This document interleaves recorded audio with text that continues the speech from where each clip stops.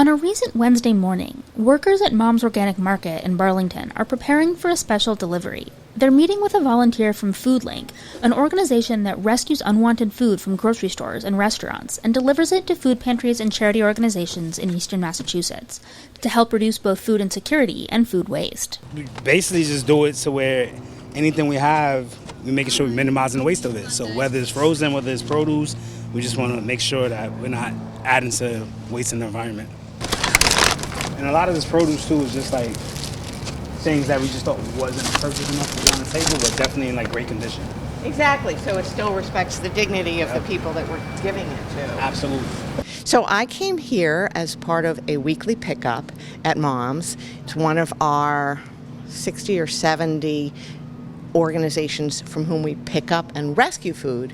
We have picked up food that, for one reason or another, is no longer something that they want to put out for their customers, but is still perfectly fresh, delicious, and very nutritious, and that we will then distribute to one of our recipient agencies. So we're rescuing it, we're keeping it out of a landfill, and we're making sure that it provides nutritious and healthy meals for families all around eastern Massachusetts.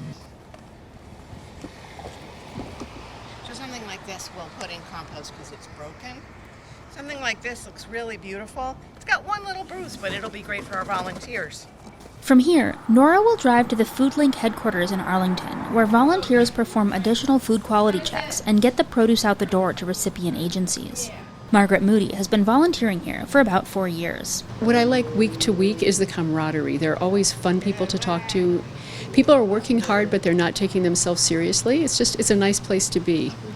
And I like what it does. I like that food that would have gone to waste is feeding people.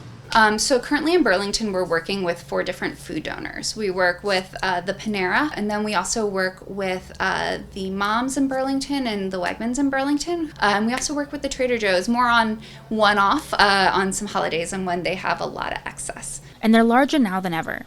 Last year, we rescued 39,000 pounds. This year, we've already rescued 50,000 pounds in Burlington. What exactly does 50,000 pounds of food look like? More than 10,000. It's 15,000 of those banana boxes. Just in Burlington? Just in Burlington, just between now and, or between July and January of this year, yeah. As many as 1 in 3 families in Massachusetts experience food insecurity, according to data from the Greater Boston Food Bank.